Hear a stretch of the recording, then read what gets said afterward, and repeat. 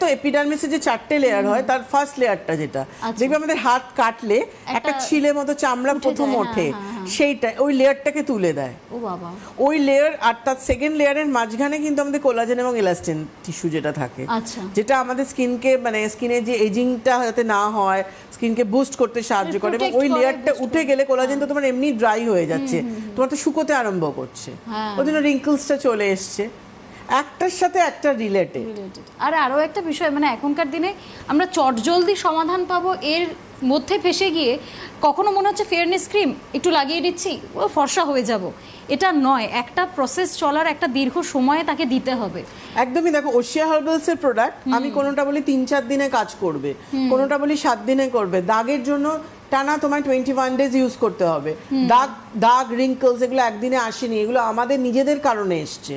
সবার আগে আমরা দায়ী থাকি, আমরা প্রপার স্কিনকে মেনটেন করি না, ট্রিটমেন্ট দিই না, যার জন্য আমাদের এই প্রবলেমটা হয়। তো সেই ক্ষেত্রে যখন আসে তার জন্য আমাকে সময় দিতে হবে। এবং ওশিয়া হার্বালস যেটা 3-4 দিনে কাজ করে, কিন্তু ওর কোনো রকম সাইড এফেক্ট ছাড়াই। কারণ আমরা কোনো রকম কিন্তু যেটা সাইড এফেক্ট হবে, কোনো প্রবলেম হবে, সেরকম কোনো রকম ইনগ্রিডিয়েন্টস থাকে না। আয়ুর্বেদিক ইনগ্রিডিয়েন্টস এবং মডার্ন সায়েন্সের যেসব ইনগ্রিডিয়েন্টস আমরা দিই সেগুলো প্রচণ্ডভাবে রিসার্চ করার পর দেওয়া হয়। কোনোটার কোয়ান্টিটি, কোনোটার যে থাকে সেটা কিন্তু পরিমাণ বুঝে আমাদের R&D সেভাবে তৈরি করে। কিন্তু আজকে যে ফাইটোডার্মার আমাদের যে পুরো সেকশনটা আমরা নিয়ে এসেছি, ধরো আজকে ফাইটোডার্মার আমাদের ফেস ওয়াশ থেকে শুরু করলে 2 রকমের আমরা ফেস ওয়াশ নিয়ে এসেছি। একটা hyaluronic acid face wash suitable for dry স্কিনের জন্য, একটা salicylic acid face wash suitable for oily স্কিনের জন্য। যাদের excess oily skin, rash pimples হয়, এক্সেস অয়েল কন্ট্রোল হয় না, তারা স্যালিসাইলিক অ্যাসিডটা করতে পারেন এই গরমে।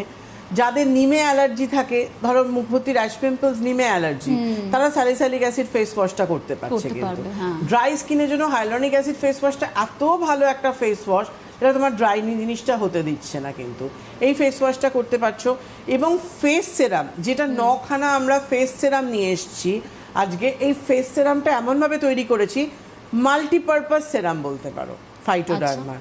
কারণ এক একটা সেরাম এক এক রকম কাজ করছে। কোনোটা আমার রিঙ্কলসের কাজ করছে, কোনোটা আমার স্কিন ব্রাইটনিং এর কাজ করছে, কোনোটা আমার র্যাশ পিম্পলসটাকে কন্ট্রোলের জন্য কাজ করছে, কোনোটা আমার স্কিনে হাইড্রেশন দিচ্ছে ড্রাইনেস থেকে বার করার জন্য, কোনোটা আমার মুখে দাগ থাকলে সেটাকে কিওরের জন্য, কোনোটা আমার ফেয়ারনেসের জন্য। যেটা ফেয়ারনেস বলতে ফেয়ারনেসের অনেক রকম মানে হয়। ফেয়ারনেস মানে ফর্সা নয়, ফেয়ারনেস মানে কিন্তু আপনার স্কিনটা ব্রাইট হবে, স্কিন টোনটা আপনার এক ধাপ এগোবে, ডেভেলপ হবে। কিন্তু স্কিন টোনটা কখনোই আপনার যে একটা কমপ্লেক্সন থাকে না, প্রতিনিয়ত আমাদের শরীরে মেলানিন থাকে, মেলানিনগুলো বাড়তে থাকে, এবং এটার ফলে আমাদের বিভিন্নভাবে রোদে যাওয়ার ফলে দাগ চলে আসে, পিগমেন্টেশন চলে আসে।